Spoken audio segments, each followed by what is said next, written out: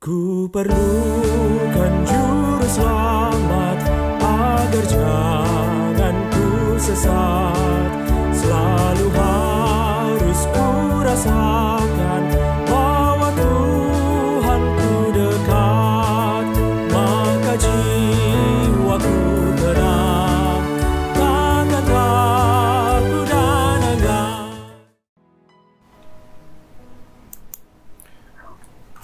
Saudara, perenungan kita kali ini berdasarkan Injil Yohanes pasal 21 ayat 14.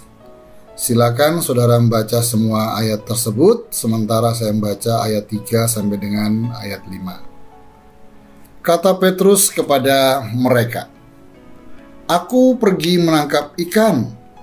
Kata mereka kepadanya, "Kami juga pergi dengan engkau."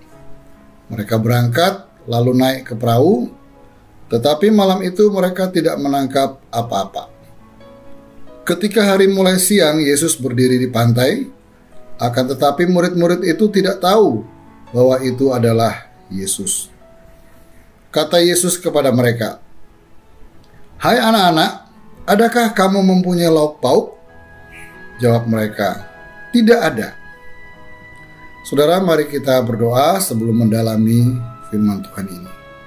Tuhan, kami siap memasuki kedalaman firman-Mu. Biarlah hidup kami tidak berhenti, dipandu oleh kehendak Tuhan. Amin. Saudara, setelah Tuhan Yesus bangkit dan keluar dari kubur, salah satu penampakan diri Tuhan Yesus kepada para murid yang dicatat oleh penulis Injil adalah ketika Tuhan Yesus menjumpai mereka di tepi pantai Danau Tiberias atau Danau Galilea. Yohanes mencatat bahwa perjumpaan ini adalah perjumpaan yang ketiga kalinya antara Tuhan Yesus dengan para muridnya. Kita tahu bahwa walaupun para murid sudah melihat penampakan Tuhan Yesus, tetapi mereka masih bingung. Mereka harus melakukan apa setelah ini? Mereka bingung dengan jalan hidup mereka selanjutnya. Mau kemana? Sama seperti kebingungan para murid, begitu juga kebingungan kita kalau kita kehilangan jalan dan tujuan hidup. Ketika seseorang kehilangan tujuan dan jalan hidup, itu berbahaya. Ia bisa tersesat, ia bisa tabrak sana, tabrak sini. Saudara, kalau orang tabrak sana, tabrak sini, ada dua hal yang terjadi. Yang pertama, orang itu sakit dan orang lain juga kesakitan karena ditabrak. Kemudian bisa juga orang yang kehilangan jalan hidup itu menjadi stagnan. Dia berputar-putar di tempat yang sama. Itulah yang terjadi pada para murid Tuhan Yesus dalam teks yang kita baca kali ini. Di tengah-tengah kebingungan di persimpangan jalan, Petrus mencetuskan sebuah gagasan. Dia berkata, "Aku mau menangkap ikan ah." Para murid lain yang juga sama bingungnya dengan Petrus sepakat dengan gagasan itu. Segera mereka menyaut, "Kami ikut kamu juga deh." Selanjutnya kita melihat para murid menjala ikan. Mereka kembali ke profesi lama mereka. Saudara, tentu tidak salah dengan aktivitas menjala ikan. Menjala ikan bukan kejahatan. Menjala ikan adalah pekerjaan halal dan baik yang dilakukan juga oleh banyak orang dalam rangka mencari nafkah untuk diri sendiri maupun untuk keluarga. Yang menjadi persoalan adalah bahwa sejak bertemu dengan Tuhan Yesus, menjala ikan bukan lagi menjadi panggilan hidup para murid Tuhan Yesus. Panggilan hidup mereka adalah menjadi penjala manusia. Nah, dengan kembali mencari ikan, mereka telah meninggalkan panggilan mula-mula.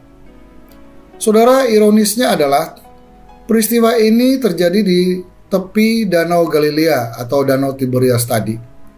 Tempat di mana mereka dipanggil oleh Tuhan Yesus untuk menjadi murid-muridnya dan dipanggil untuk menjadi penjala manusia. Di tempat inilah Tuhan Yesus memanggil mereka. Seharusnya tempat ini menjadi pengingat akan panggilan Tuhan yang secara khusus sudah mereka alami di masa lampau. Seharusnya Danau Tiberias atau Danau Galilea di mana mereka berada saat ini membangkitkan memori mereka bahwa mereka telah dipanggil Tuhan Yesus untuk sebuah tugas khusus. Tetapi sayang, itu tidak terjadi. Mereka meninggalkan panggilan khusus mereka justru di tempat ini. Mereka kehilangan jalan hidup yang sebenarnya pernah mereka tempuh justru di tempat ini. Lalu apa yang terjadi? Saudara, Yohanes mencatat malam itu mereka tidak mendapat apa-apa. Tidak ada ikan yang dapat mereka tangkap. Usaha keras mereka tidak menghasilkan apa-apa. Walaupun mereka nelayan yang berpengalaman dan ahli, namun tidak ada seekor ikan pun berhasil mereka dapatkan. Mengapa mereka tidak mendapat apa-apa walau berbekal keahlian, pengalaman, dan usaha keras? Jawabnya hanya satu, karena mereka telah meninggalkan panggilan Tuhan. Saudara, meninggalkan panggilan Tuhan berarti mereka berjalan tanpa Tuhan. Berjalan meninggalkan Tuhan hanya menghasilkan kekosongan. Tuhan bertanya kepada mereka, "Hai anak-anak, apa kamu mempunyai lauk pauk?" Atau dengan bahasa lain, "Hai anak-anakku, apa yang kamu hasilkan dengan meninggalkan panggilanku yang telah kunyatakan kepadamu? Hai anak-anak, apa kamu berhasil dengan usahamu tanpa aku? Hai anak-anak, apa yang kamu hasilkan dengan meninggalkan aku?" Mereka menjawab jujur, "Tidak ada, sama sekali tidak ada. Kosong, kosong, kosong, dan kosong." Saudara, sama seperti para murid, kita juga kosong ketika kita berjalan tanpa Tuhan. Kita harus jujur berkata, "I am nothing without God." Kalau begitu, agar kita tidak menjauh dari panggilan Tuhan ketika kita berada di tengah kebingungan di persimpangan jalan, bagaimana seharusnya? Saudara, seharusnya di tengah persimpangan jalan yang membingungkan, kita tidak tergesa-gesa mengambil keputusan. Kita seharusnya berdiam diri. Jangan lebih dulu memikirkan berbagai ide atau gagasan. Kita harus masuk ke dalam kesenyapan. Minta Tuhan meneguhkan kegalauan kita. Minta Tuhan meneduhkan suara-suara gelisah di hati kita. Minta Tuhan mendiamkan teriakan-teriakan hati kita. Kemudian mintalah Tuhan bersuara nyaring buat kita.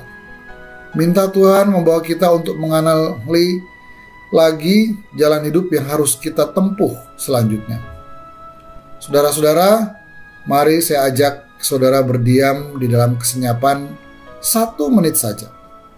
Minta Tuhan meneduhkan berbagai suara kebingungan di hati kita. Minta Tuhan bersuara nyaring di hati kita. Dengan demikian, kita boleh menjadi tahu isi hati Tuhan dan kehendak-Nya untuk kita. Mari saudara, kita masuk dalam kesenyapan 1 menit saja.